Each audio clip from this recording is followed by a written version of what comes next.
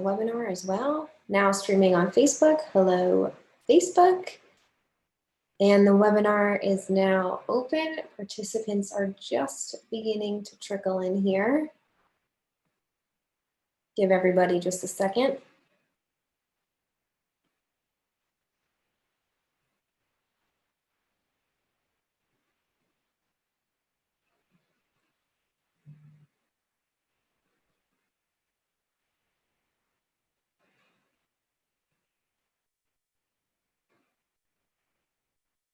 All right. Welcome everyone to the 2020 State of Software Supply Chain webinar brought to us by the team at Sonatype. I'm Jasmine Hoffman, the head of experience at Tech United. It's great to have you here with us today. Thank you for joining.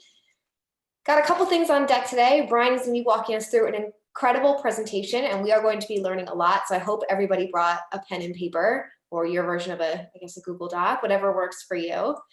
I just launched a poll here to get things started so we can get a little bit of information on how you release code and develop software. So as the webinar is going about, if you don't mind just filling that out, that way we can get a great sense of what's going on in our audience. That would be fantastic. This webinar is being recorded and will be available on YouTube and on our website on Monday, if not later today. Finally, if you're joining us today from anywhere in the world, which I'm sure you are, say hello in the chat. Let us know where you're joining from, what you're working on. Just say hello. We'd love to hear from all of you. If you have questions here for Bryan as he's going through the presentation, put those in the Q&A box. We'll bring him back on a little bit later on. I'll pop back up and we'll ask some of those questions and go through it. And that way you can have a little bit of engagement here with our fabulous expert. So I'm going to turn it over to Bryan. Thank you so much again for joining us today. Would love if you wouldn't mind introducing yourself to our audience, and we'll get right into your presentation. Sure, thank you. Hi everyone, my name is Bryan White. I am a solution architect with Sonatype. Just to give you a little idea of my background, I was a developer for 20 years, but then for the last 7 years, I've really been focused on security and specifically application security. And at Sonatype, we work on helping organizations manage all their open source software dependencies throughout their lifecycle. And today, we're going to be taking a look at a lot of interesting findings from the 2020 State of the Software Supply Chain report. It came out this August, and this is actually the 6th version of this report. And for the 2nd year in a row, we've actually partnered with our research partners, Gene Kim from IT Revolution and Dr. Magill, the CEO of MuseDev. So when you think about the evolution of software development and the adoption of open source software and DevOps, they've had a really remarkable impact on software delivery. And two things remain very clear. We're more reliant on open source software than ever before, as well as the software supply chain, and that speed really matters. But before we talk about speed, let's talk about software supply chains because not everyone's familiar with that concept. So any organization that's developing software has a software supply chain. It starts with your suppliers, which are these open source software projects, which is a community of individuals which are creating code that's being shared and reused across all of our organizations. And these open source software projects are feeding these components into web-based repositories or warehouses such as Docker Hub, NPM, Maven Central, the NuGet Gallery, etc. And this is where our software developers or manufacturers are accessing the components and assembling them into finished goods or software applications. So you often hear things like this, right? Faster is better for the enterprise, but how do we know that's true? Well, because people like Dr. Forsgren has been studying high-performance software development organizations for years. First, most recently with the 2019 State of DevOps, and also before that, the 2018 Accelerate, which is building and scaling high-performing developing organizations. And her findings highlight the differences between elite performing and low performing development organizations. Elite performers are over 200 times, have over 200 times more frequent deployments. They have 2,600 times faster recovery from incidents. Their change failure rates are 7 times lower than their peers, and they're over 100 times faster at deploying their committed code. They're also more profitable and have higher market share. So how do we know developers are getting faster? Well, let's take a little step back in time. On the left here, we have a nice picture of Margaret Hamilton, who is one of the people who's been credited with coining the term software engineering. She was director of software engineering division at MIT's instrumentation lab. And here she's standing next to the onboard flight software for NASA's Apollo program, which her and her team wrote from scratch. Typically, it's very uncommon these days that developers are writing entire applications from scratch. Instead, they're downloading all kinds of open source software components and they're assembling them together, kind of like Lego blocks, because they want to build applications fast. How do we know they're using a lot of open source? Well, here's a look at the weekly average JavaScript download trends. We reached 20 billion a week just last May. And if you analyze this download volume, it predicts that we'll meet 1.1 trillion NPM packages this year.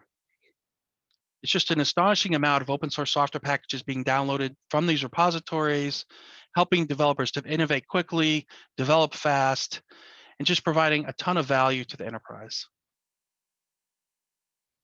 And in Java, we're seeing similar behavior. In 2019, we had 226 billion download requests, and this year we're predicting 376 billion by the end of the year.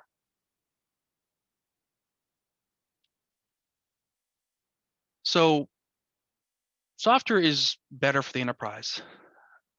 The real issue now is that faster is also better for our adversaries. And we're going to walk through a few scenarios that were brought about in the report, that are mentioned in the report, which show about how even our adversaries are starting to get faster. This is an ominous headline from the State of the Software Supply Chain report. It's open season on open source. So as enterprises are adopting open source software to increase their speed, hackers have identified a new attack surface, which is ripe for the taking.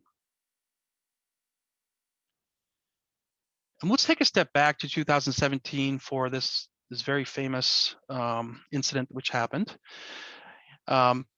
In March 7th, when the Apache Foundation responsibly disclosed information about a very severe vulnerability on the popular Struts 2 framework, as well as a patch, we see 1 day later on March 8th, the NSA revealed that Pentagon servers were being scanned by nation states for vulnerable Struts instances. Within 3 days, we had multiple breaches, including Equifax, which most people have heard of, as well as the Canadian Revenue Agency, the GMO, and many others. So 3 days from report of exploit to exploit is really, really fast, really short time to react to these types of attacks. Now, that was a few years ago. How are we doing now? Well, this is last April. SaltStack, which is a open source application, was published a patch for a critical vulnerability. And again, they did this very responsibly. In fact, you can see at the beginning point, they had a coordinated disclosure, and actually on April 23rd, they published advance notice to their users asking them to not make Salt Masters available to the internet and to prepare for an update on the 29th, so 6 days ahead of time.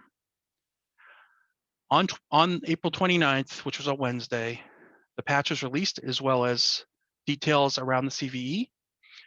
And one F-Secure analyst stated that we expect any competent hacker will be able to create a 100% reliable exploit for these issues within 24 hours.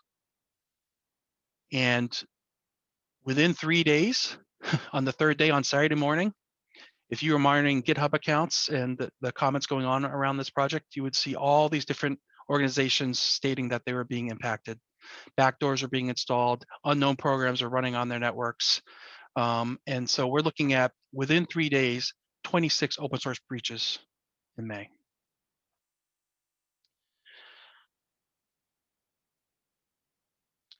So they did a poll actually, and they've been doing this for every year, asking developers, in this case it's 5,000 developers, how many open source breaches have you had within the last 12 months? And the bad news is over 20% said that they this year had seen a breach based on open source software. But at least it's better than 2018 where it was upwards of 30%.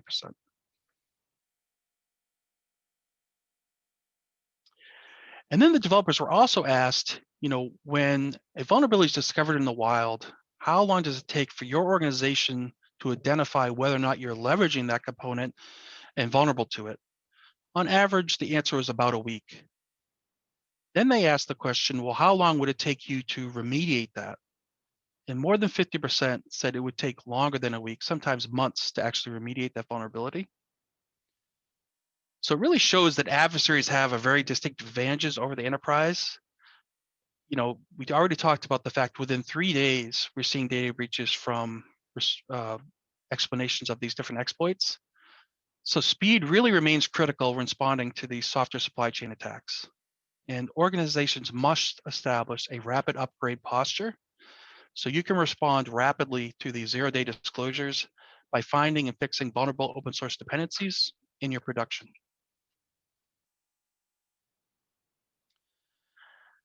And since Equifax, hackers know investments have been made in many organizations around dealing with these open source type breaches, and it's become harder. So they've really shifted their strategy. They're no longer waiting for developers to accidentally have a defect which leads to an exploit.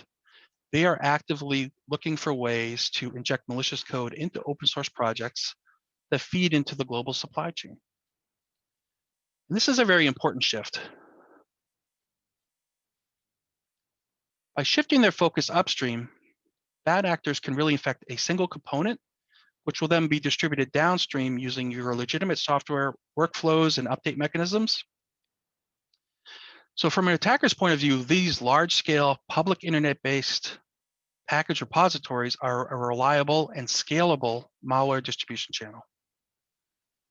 The report actually highlights that there's 2 repositories, npm and PyPy, which have been the primary targets for these malicious packages. And it explains the reason for this is most likely because they could be easily triggered during package installation. It also mentions that these next generation software supply chain attacks are possible really for 3 main reasons. Open source software projects rely on the contribution from thousands of volunteer developers. And they also have an ethos of shared trust in open source. But another major factor is that open source projects themselves are typically incorporate hundreds or thousands of different dependencies themselves. And this reminded me of a study we did a few years ago looking at npm packages around JavaScript. And you can just really see in this graphic the amount of interdependency that this ecosystem has. On average, an npm package has 79 different dependencies and almost 40 different maintainers.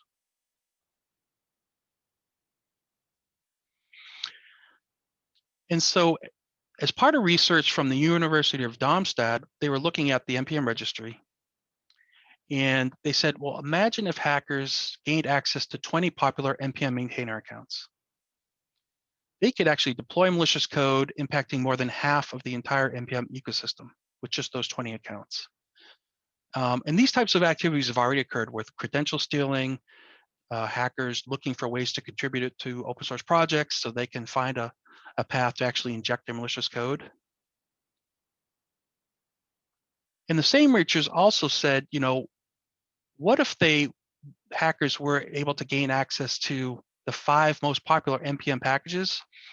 The impact could be approaching almost 200,000 different open source packages, which is just an extremely attractive attack surface for attackers.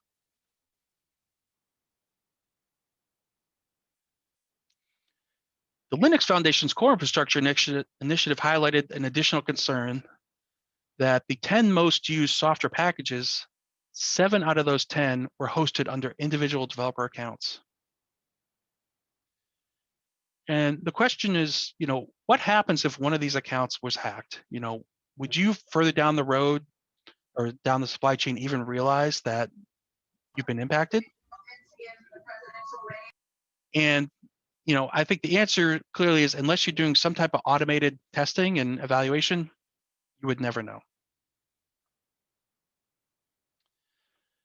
So since 2015 until June of last year, we'd identified 216 next generation software supply chain attacks. They typically take on the type of malicious code injection, typo squatting, and tool tampering. Since June of last year and May of 2020, we've seen a growth of 430%, or almost over 900 new attacks in that period of time.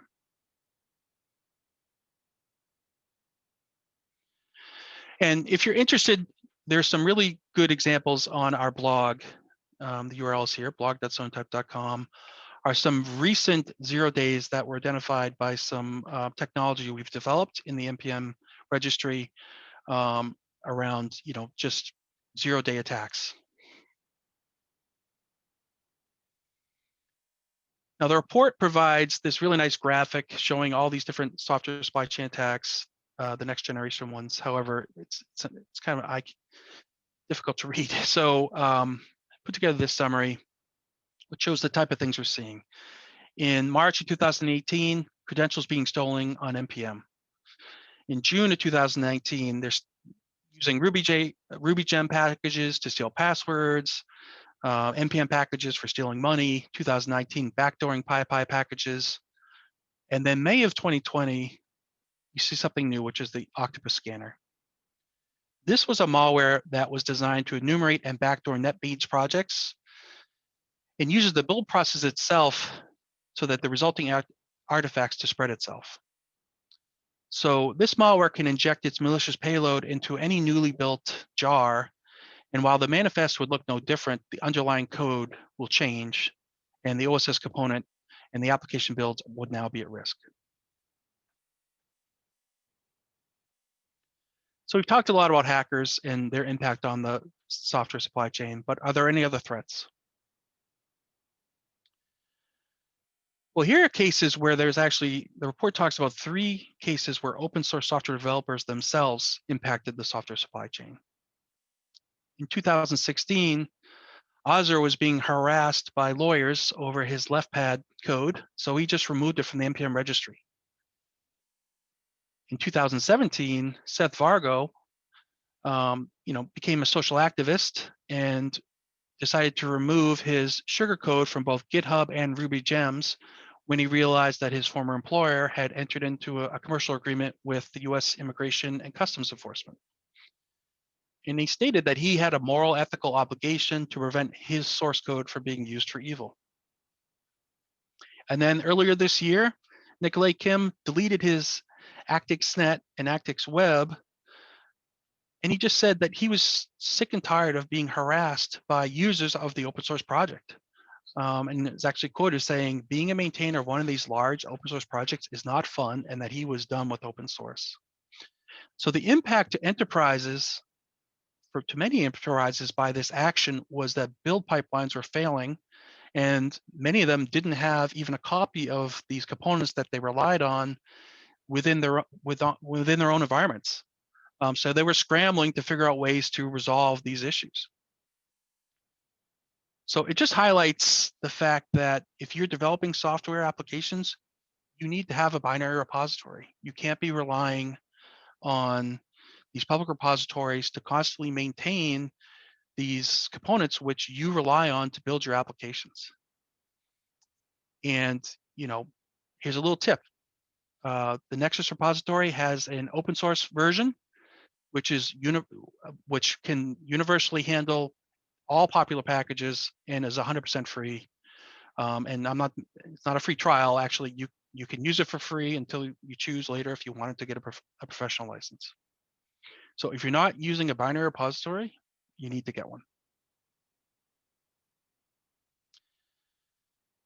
The report also highlights that 90% of software applications are really, of a modern application, when you break it open, is made up of open source components. And so in many ways, you could think of your developers as being in procurement. Does your organization have a way to make sure that the components that they're picking, the suppliers that they've chosen are actually ones that you'd want to leverage? Do you have any type of governance around this dependency management? And it kind of brings me to this comic, which, oftentimes working in this industry, you feel this way, that, many large enterprises are built on open source components, and many don't even realize that some of these are projects that really are no longer maintained, and there may not be plans to even have any additions to them. So it's really important for organizations to have an understanding of, which versions of these different components they're using, understand the health of them, and, really to keep track of it and keep on top of it. And if you've ever sat through anything around DevOps or software delivery, you've probably heard references to Deming. If anyone who's not familiar with Deming, he began working with Japanese manufacturers after World War II to help them rebuild. And within 5 years, companies such as Mitsubishi and Toyota had become complete disciples. His main his main topic or statement was that you can't depend on mass inspection. Excuse me. The emphasis on performance of the entire system is where you need to be. And inspection does not improve quality, nor guarantee quality, because inspection is too late. What he says, you need to source parts from fewer and better suppliers, use only the highest quality parts, never pass known defects downstream, and continuously track every part. Then in 2013, Gene Kim wrote the Phoenix Project, which actually references a lot of Deming's principles. And he came up with the 3 ways of DevOps, which are actually based on Devon's principles and applies traditional operations to our software development operations and processes. So it makes you ask the question, is faster better for open source? So as part of the study, they decided to take a look and try to understand, what does high performance mean? And for the enterprise, they looked at things like mean time to restore, development frequency, and then for open source projects, they thought, maybe popularity and time to remediate would be good parameters. And as part of the interview process, they leveraged all these different attributes across 24,000 open source software projects. And then they had some hypotheses and they tried to prove them out. So the first hypothesis was that projects which release frequently would have better outcomes. This was validated. They had larger development teams, much faster, or they were much more popular, and they had better foundation support. The second hypothesis was that projects which update dependencies more frequently would generally be more secure. And this was actually validated as well. They had much faster mean time to updates, 530 times faster, more frequent releases, and 170 times less likely to have out-of-date dependencies, data dependencies. And what they found was that most projects stay secure by staying up to date. And 55% had a 20% gap between their mean time to remediate and mean time to update. So in general, just updating frequently was helping them stay more secure. And it wasn't necessarily that they were targeting remediation, but the frequent changes were leading to remediations. So as an organization who's trying to choose the best suppliers, choosing projects with a low mean time to update will generally lead to better security posture. They also had some hypotheses that didn't work out. And I thought this was interesting because both of these are ones which I thought would be true. Projects with fewer dependencies would stay more up to date. It seems, pretty logical. However, what they found was actually components with more dependencies had a better mean time to update. Then they thought more popular projects will be better about staying up to date. But this was also rejected because there are a lot of popular components with very poor mean time to updates. So popularity does not correlate with mean time to update.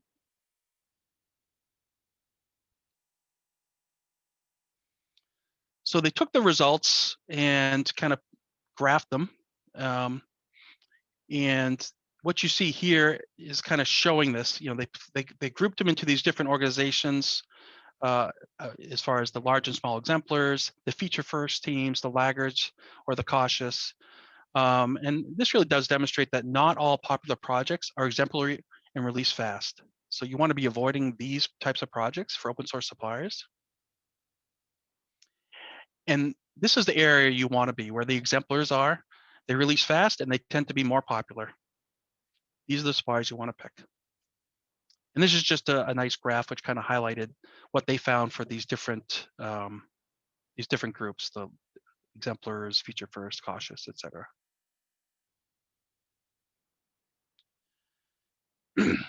So the report provides guidance for open source software projects.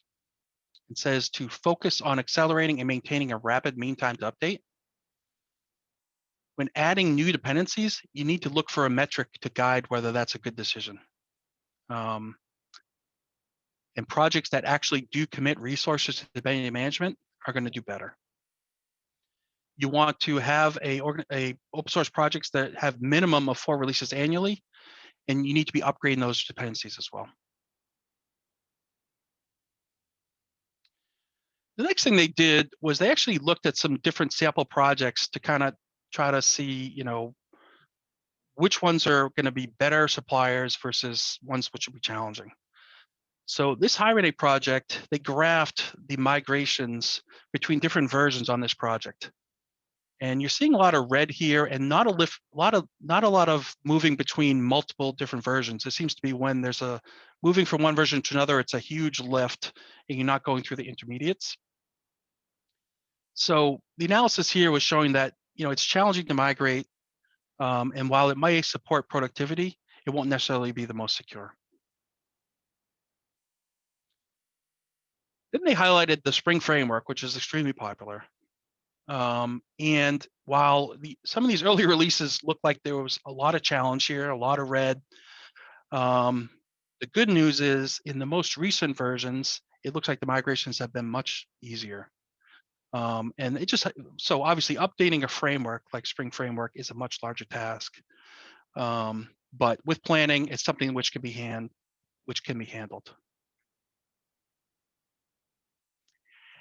And then kind of the best they found was this Jotatime project. You can see there's lots of migrations between all these different versions. I don't see any red in this slide, or if you do, it's very, very small. So it's a project which is really easy to migrate, which means it's supporting both productivity as well as security.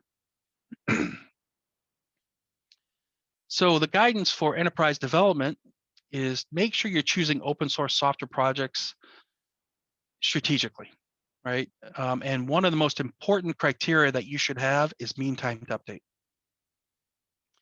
You need to formalize the procurement process that works at the speed of development, which means it cannot be a manual process. It just can't keep up. And minimize the variability so that you're relying on the fewest and best suppliers, just like Deming said. So faster is better than the enterprise. And here's proof from the State of DevOps 2019. 2.6 times faster recovery, over 2.8 times more frequent deployments, 7 times lower change failure rates, and happier employees. You're also almost 2 times more likely to be using extensive use of open source software components and expanding that usage.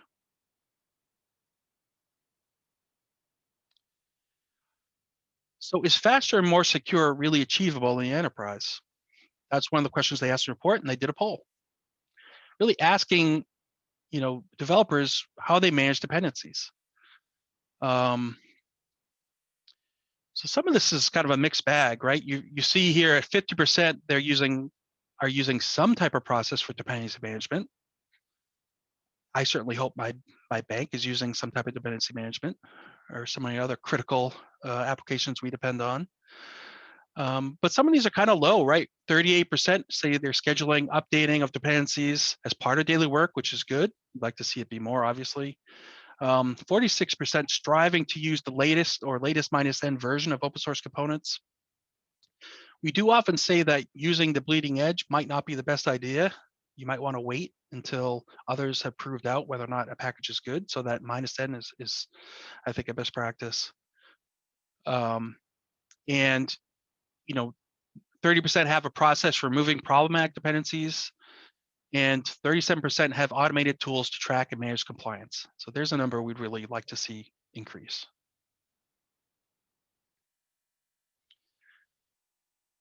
So they sent the questionnaire to 679 enterprises, looking at all these development philosophy, looking at their build, test, and release processes around whether they're using static analysis, whether they have an artifact repository, are they scheduling dependency updates, how they pick their open source software and their components, and whether or not they have centralized OS governance.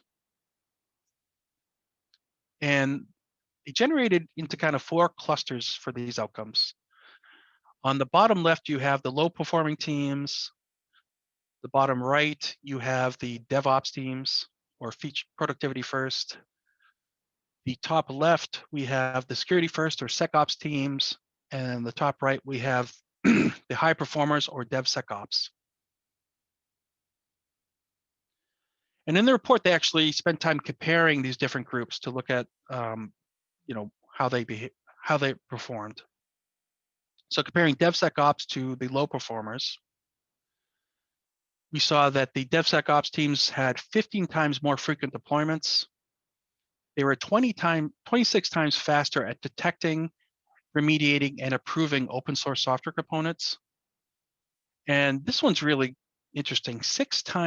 Nearly 6 times less time it took for developers to be more productive when they were switching teams. And if you think about this, it makes sense. If your organization is prioritizing focusing on limited numbers of components, sticking to particular versions of frameworks, and not using just any open source component that's out there or package, it's going to be much easier for your developers to migrate and be productive when they switch to new development teams and organizations, because they're going to be very familiar with the environments. Then they compared the SecOps to the DevSecOps teams.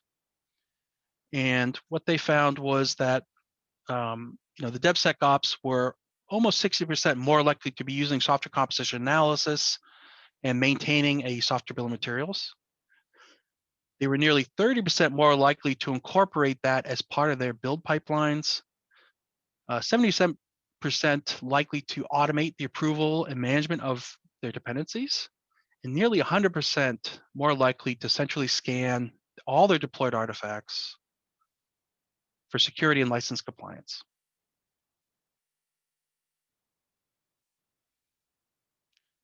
Then as a final step, they took another look at this data and they decided to apply centroids to the clusters. And what they found is interesting because, before looking at this, I would think if I was going to go to say a security first team and say, we want you to move faster, I think it'd be very likely that they would say, if we move faster, we would be less secure. And conversely, if you were to go to a productivity first team and say, we want you to incorporate security as part of your process, I would expect them to say that that's going to make them less fast. Well, the reality here is that the high performers were both faster and more secure. And they also had better job satisfaction than any other group as well. So from a guidance for enterprise development, the report states you should prioritize your software supply chain and open source software dependency management, pursue speed and security improvements, aim for those quick wins, and you'll have happy employees. So faster is better. Faster is more secure, and you'll be happier too.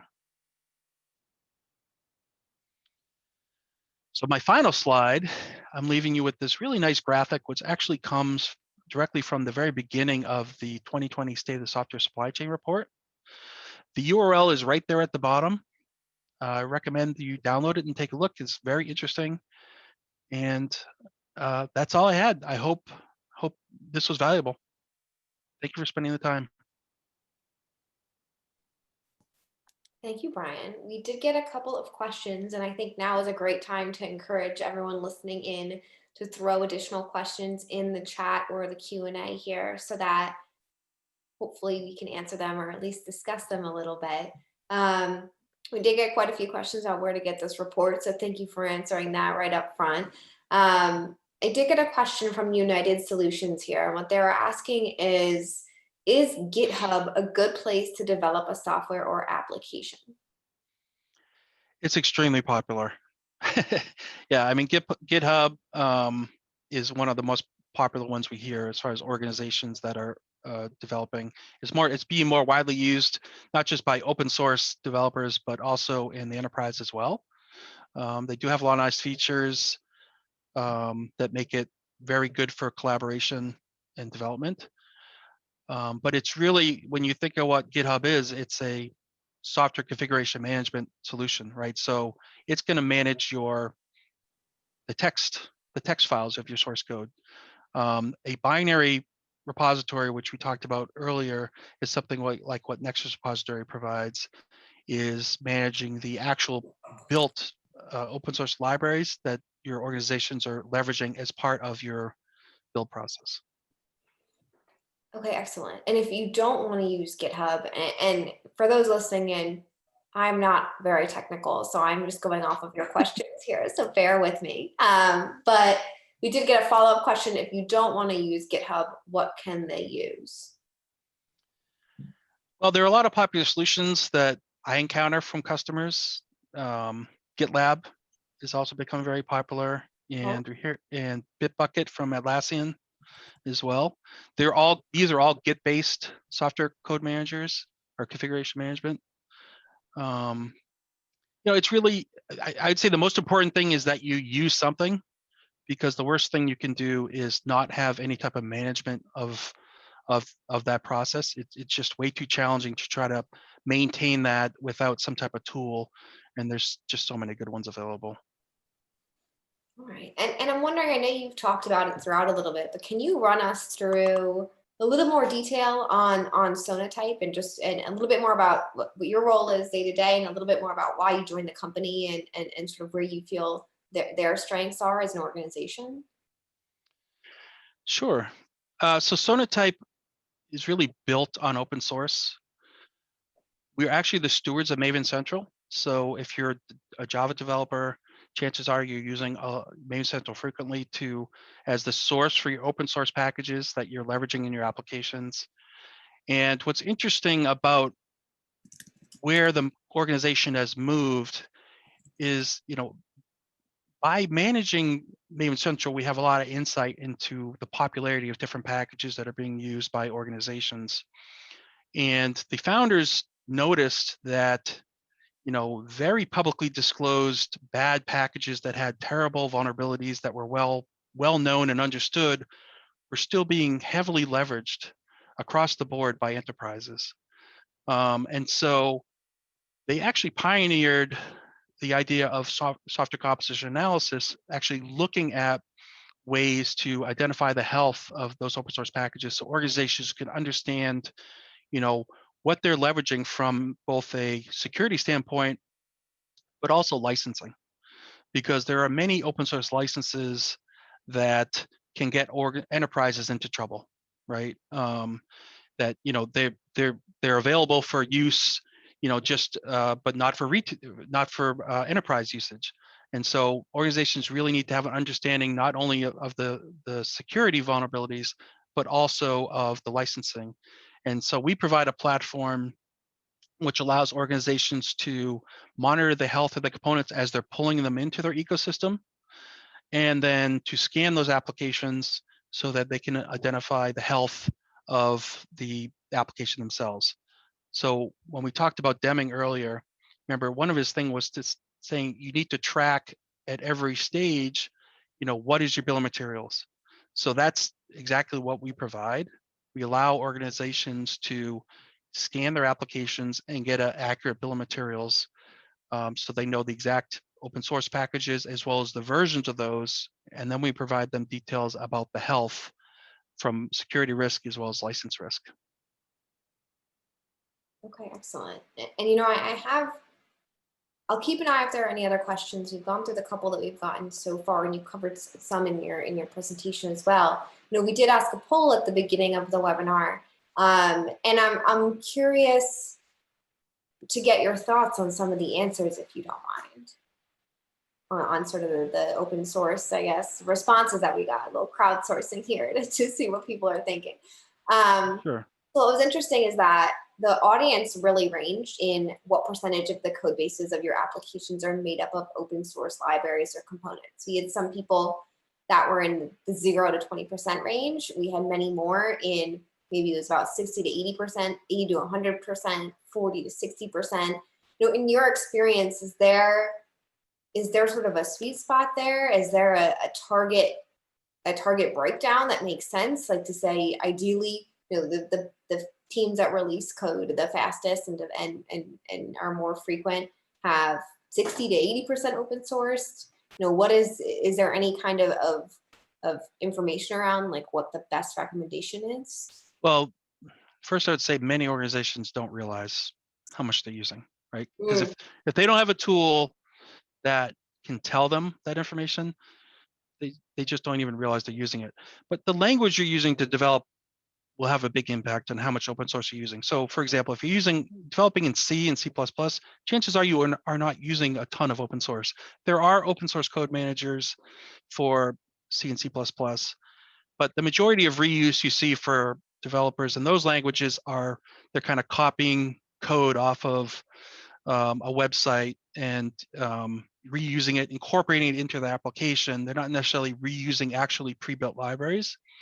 But if you're developing in Java or Visual C Sharp or Python or Ruby, you're using a ton of open source, and you may not just realize it because part of what's interesting about if you remember the graph we looked at about the transitivity in NPM, the bill of materials the developer might pick might only have a couple of components, but each one of those components could be pulling in like 80 different other open source packages that they didn't even call out. Right. So it's a big part of it is that, that's why a lot of developers underestimate how much open source they're actually using. Because it's funny, I hear that quite a bit when we talk to customers that we don't think we're using a lot of open source. And they're always very shocked. I think that makes sense, right? Like part of some of the digital transformation of late has been the accessibility, I would think, of open source, right? And the ability to kind of share and work together, or at least to pull from different applications or different pieces of code, right? Like, I would imagine that has kind of translated to some of the increase of new applications or stronger development teams. Yeah, open source has been, from a productivity standpoint, has been has an unbelievable impact into how fast developers can build. Right. And if you're an engineer, software engineer, whatever, you don't want to spend time redoing something someone else has already done. It just makes sense to build on what someone else has done. So, what's exciting about the open source community is that you have all these developers willing to freely give of their time and provide all these resources for others to use. And it has a significant speed impact or an improvement on development practices. But I think what enterprises really need to understand is you don't get that for free, right? So there is technical debt that comes with that. Remember the cartoon we showed about, you have your entire infrastructure of your enterprise relying on some open source package that maybe no one's touched for 17 years. Right. That is a reality. And so it's really critical that organizations start to get a handle on, how much open source they're using and know the quality of it. And that's what Sonatype helps with, so organizations can kind of have an enterprise way of dealing with it. incorporate it into their build systems, directly into IDEs for developers so they can understand the risk and make better choices. Excellent. Yeah, that definitely makes a lot of sense. There were a couple of other poll questions. I know we've got a little extra time here, so I'm gonna. What was interesting, just to share with the audience, is that it was about a 60-30, 65-35 split on if people were affected by COVID-19 and if that affected developing software. So it's very interesting to see that there was a stronger group of people that COVID affected how their organization is developing software. And I wonder if that 35-65 split is similar to what you've been seeing as you've interacted with clients, or that Sonatype is seeing overall as an organization, like that more folks are struggling to release, or it's affected releasing or developing software. I think definitely at the beginning there was a big impact for a lot of organizations. It does vary based on what you're building, right? Because you have software that's going into embedded systems, or is it, you're writing software for websites or, something else. It really depends on what you're doing, what the impact would be. Mm-hmm. But yeah, I mean, I think it'd be unlikely to think that everyone hasn't been impacted by this. In some ways, organizations are actually seeing improvements, right? Because, organizations that previously required people to commute to work and home, and, all of a sudden you have people with a lot more time on their hands. And in many ways, you're starting to see there are organizations that are benefiting from it, even though at the beginning it might have been extremely challenging. That's what I'm seeing.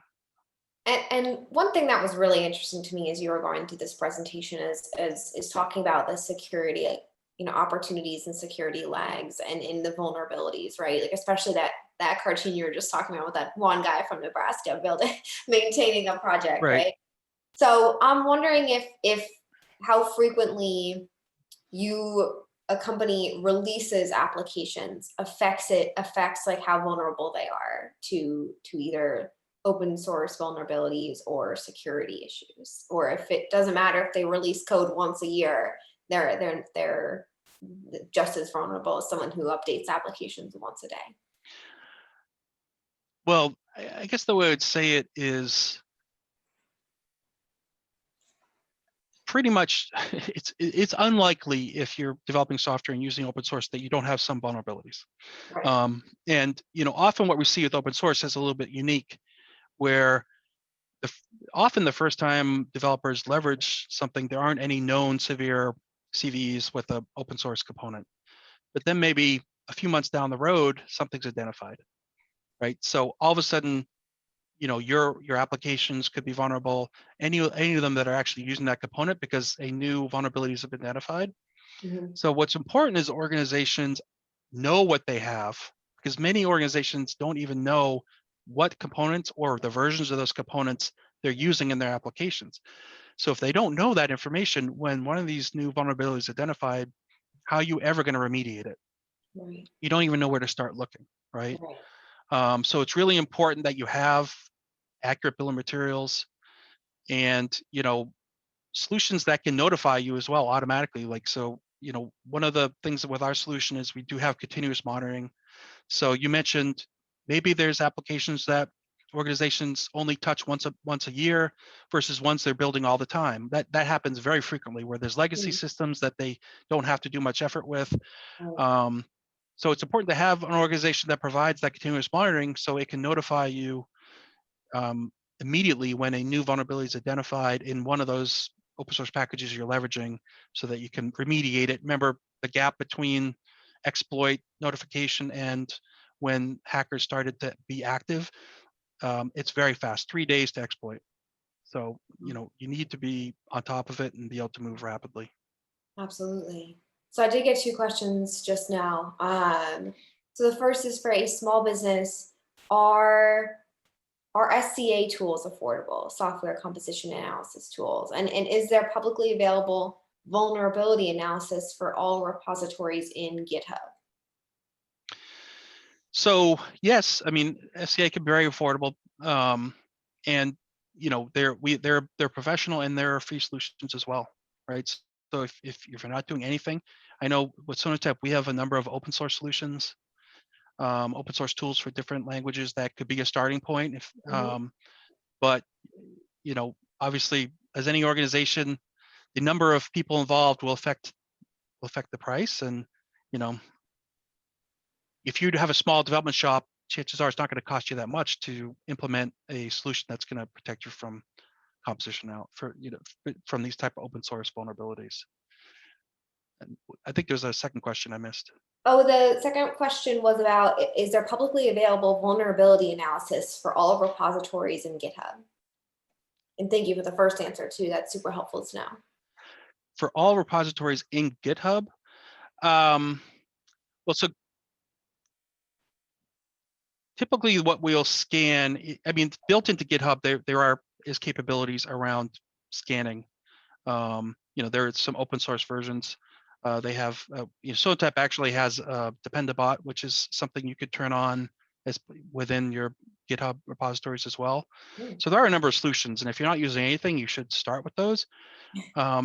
The difference between what's available kind of for free versus paid is going to be kind of really in the quality of the data and the integrations and support you'll get from having a professional solution.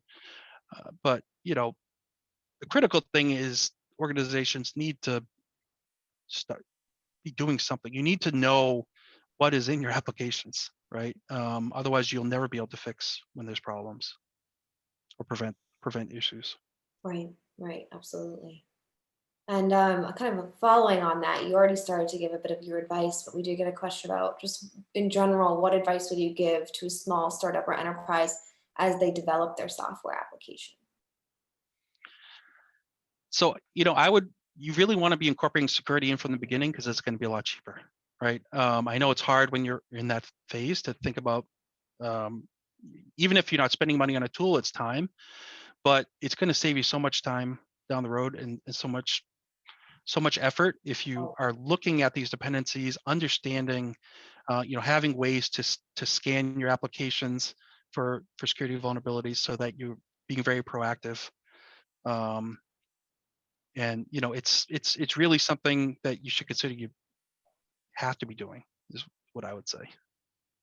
Absolutely. And this is just purely academic. Like, you mentioned a bunch of different coding languages earlier.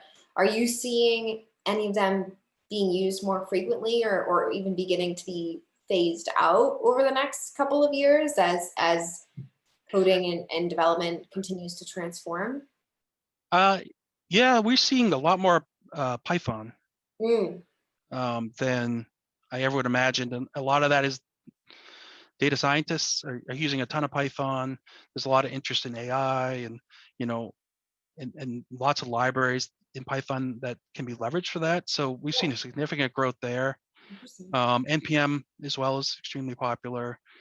Um, but yeah, there's a lot. I mean, there's a lot of new languages always being added too. But Python is probably the biggest jump that we've noticed. Okay, very, very interesting. Yeah, I was just purely curious. Like, I feel like a little bit of coding I'm familiar with is like HTML and a little bit of Ruby on Rails, and I feel maybe like I'm not with the times as much. I'm not saying those are going away anytime soon.